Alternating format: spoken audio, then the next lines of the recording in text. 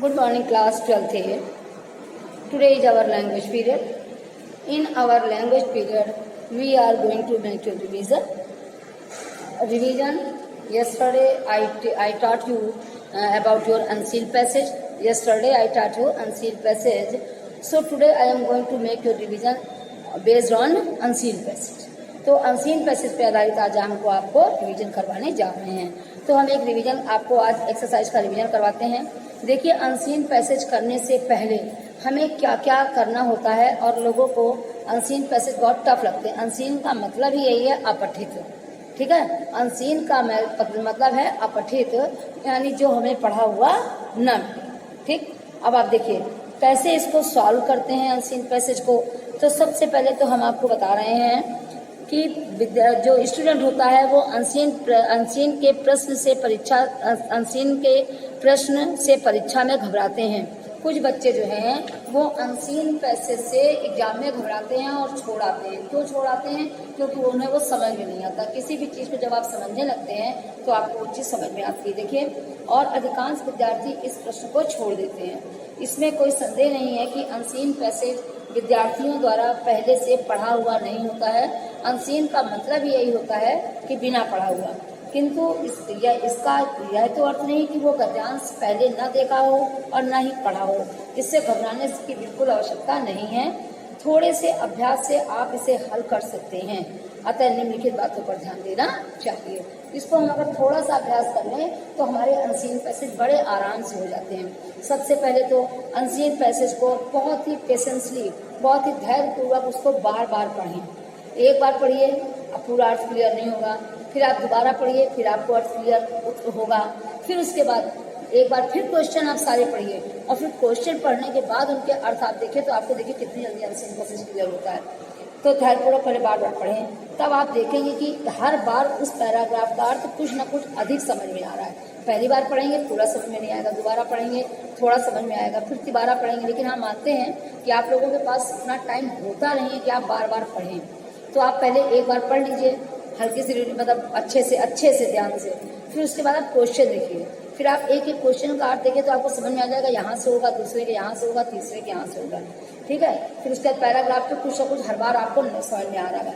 फिर प्रत्येक शब्द का अर्थ निकालने की कोशिश करें कि इसका अर्थ क्या है, बल्कि उसका आशय समझें। मतलब अर्थ निकालने की चेष्टा न करें, बल्कि उसका आशय समझें कि इसका अर्थ क्या है, ये क्या कहना चाह रहा है। फिर पैराग्राफ में दिए गए कॉम्प्रिहेंशन क्वेश्चन को पढ़कर उनका भी सार समझें। पहले ऊपर का समझें, फिर जो कॉम्प्रिहेंशन क्वेश्चन पढ़ते हैं उनको एक एक क्वेश्चन पढ़ते जाइए और ऊपर का आपको समझ में आइए। देखो, ये शुरुआत से है, ये मिडिल से है, ये लास्ट से है, ये हमारा इस पर बेस्ड है, आपको क्लियर हो जाएगा। फिर उसके बाद देखिए और फिर दिए हुए पैसेज की सहायता से उसका उत्तर कम से कम अपने शब्दों में लिखें। कुछ तिरछे छिपे हुए लेटर्स होते हैं, यानी कुछ अंडरलाइन होते हैं और कुछ इटैलिसाइज्ड होते हैं, तो उनका हमको इंग्लिश टू इंग्लिश से एक्सप्लेन करना होता है। कहने का था उसका एक्सप्लेन करें और उनका अर्थ अपने शब्दों में समझ के लिखें, समझे, अपने शब्दों में। फिर देखिए, ये सोचें कि पूरा पैराग्राफ, फिर उसके बाद टाइटल आता है हमारा।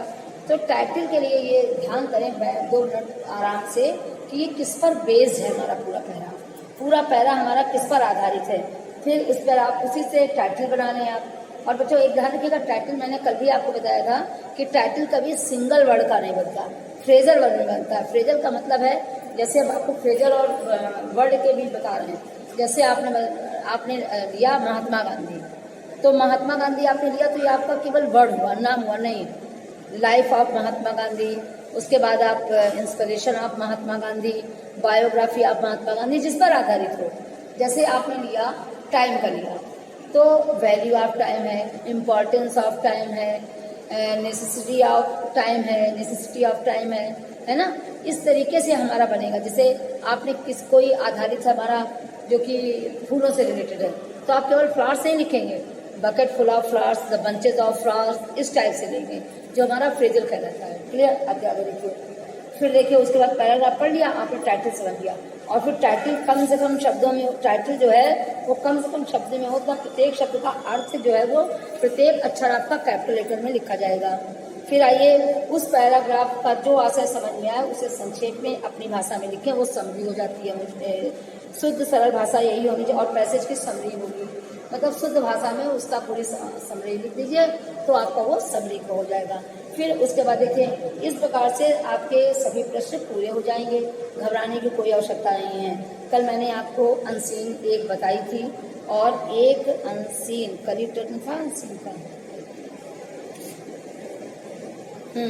कल मैंने आपको अनसीन दी थी, एक मैंने बताई थी और मैंने 2 एक्सरसाइज घर के लिए दी थी, एक्सरसाइज नंबर 4 और एक्सरसाइज नंबर 7। तो आइए कल वाली बताते हैं आपको। सोक्रेटिस हैड मैनी डिसिपल, सुकरात के कई एक शिष्य थे, and the greatest of these was Plato, और इन शिष्यों में सबसे महान शिष्य उसका कौन था? प्लेटो था। Plato wrote many books, Plato ने बहुत सारी बुक्स लिखी हुई थी, which have come down to us, जो कि हम तक पहुंची, and it is from these books, ये उन किताबों से लिखी हुई थी, that we know a great deal of his master Socrates, और ये उन किताबों से ली हुई, दैट वी नो, जिन्हें हम जानते हैं कि ये मास्टर उनके गुरु सोक्रेटिस के बुक से ली हुई थी। देखिए यहाँ से देखिए, प्लेटो ने बहुत सारी पुस्तकें लिखी, which have come down to us, जो हम लोगों तक पहुंची, and it is from these books, और ये किताबें उन किताबों से ली हुई थी, that we know a great deal of his master Socrates, जिनमें हम उनके मालिक सुकरात के बारे में, यानी गुरु के सुकरात के बारे में बहुत कुछ जानते हैं। Evidently governments do not like people who are always trying to find out things, ये स्पष्ट रूप से है, सरकारें जो है उन लोगों को पसंद नहीं करती हैं, who always trying to find out things, जो हर चीज़ों की खोज करने में लगे रहते हैं। सोक्रेटिस के साथ क्या हुआ था? वो 20 सड़कों में खड़े होकर लोगों को डिस्कस करता था, उनसे बातचीत करता था, गुमराह नहीं करता था, लेकिन लोगों को ये भ्रम था कि वो गुमराह कर रहा है। ठीक है, तो इसलिए सरकार उन लोगों को पसंद नहीं करती है जो लोग हर चीज़ों की खोज करने का मतलब कोशिश करते हैं। They do not like the search for truth, और वो सत्य की खोज करना भी पसंद नहीं करते हैं। द एथेनियंस गवर्नमेंट, जो एथेंस की सरकार थी, this was just after the time of Pericles के टाइम के जस्ट बाद, he did not like the method of Socrates, उसको पेरिसल्स के टाइम के बाद उसे एथेनियन सरकार को सोक्रेटिस का ये तरीका, ये मेथड बिल्कुल पसंद नहीं आया। And they held A trial, उन्होंने एक ट्रायल लिया, एंड कॉन्डेम्ड टू डेथ, और उसे अपने कोर्ट में बुलाया और उसे मृत्युदंड दे दिया। दे टोल्ड हिम, उन्होंने उन्हें बताया, that if he promise to give up his discussions, और उन्होंने यह भी बताया कि यदि वो अपना डिस्कशन देने का वादा करता है तो लोगों को, and change his way, that would let him out, वो अपनी वे चेंज कर ले, नहीं तो उसे वहाँ से हटा दिया जाएगा। But he refuse to do so, लेकिन उसने ऐसा करने से मना कर दिया। And preferred the cup of poison, और इसके बजाय उसने जहर का प्याला पीना स्वीकार कर लिया, which brought him to death, जो उसे मृत्यु की ओर ली। अब who do the greatest disciple of Socrates, आपको पता है प्लेटो, आप हु की जगह क्या लगाएंगे? Plato was the greatest disciple of Socrates. What do the government evidently not like, the government evidently not like, क्या नहीं लाइक करता आप बताइए? Do not like the people, the government, हाँ क्या बताया? The government evidently do not like people who are always trying to find out things. Clear? आगे give the suitable title to the passage, क्या देंगे? The great philosopher Socrates, क्या होगा title? The great philosopher comma Socrates, the capital में जाएगा, philosopher capital में जाएगा, फिर कॉमा लगेगा, सोक्रेटिस का एस कैपिटल में जाएगा। फिर give the brief summary of the passage, brief summary आप क्या लिखोगी कि Socrates has a greatest disciple whose name was Plato, Plato wrote many books. अब फिर बस मेन लिखे, the Athenians government did not like the people who are trying to find out the things. So the government of the Athens the government of the Athens, the Athenians government does not like Socrates, the method of Socrates. The Athenians government does not like the Socrates method, so he held a trial and condemned him to death. Socrates was not covered, so he refused to do so and preferred a cup of poison. ठीक है, which brought him to death. ठीक है, फिर ये आपका summary हो जाएगी. ये समरी आपको बता दिया, टाइटल बताई दिए. Explain the word underline disciple. Disciple माने शिष्य होता है. शिष्य का आप क्या लिखेंगी? डिस्पल माने शिष्य. तो एक तो आपका डिस्पल हो गया और एक आपका पीपल हो गया. PUPIL पीपल माने शिष्य. कॉन्डेम टू डेथ यानी he died. Condemn to death यानी मृत्युदंड. ही कॉन्डेम टू डेथ यानी he go to death. Okay, clear बच्चों? ये चौथी मैंने आज करेक्शन करा दिया है और 7 नंबर आपका हो जाएगा.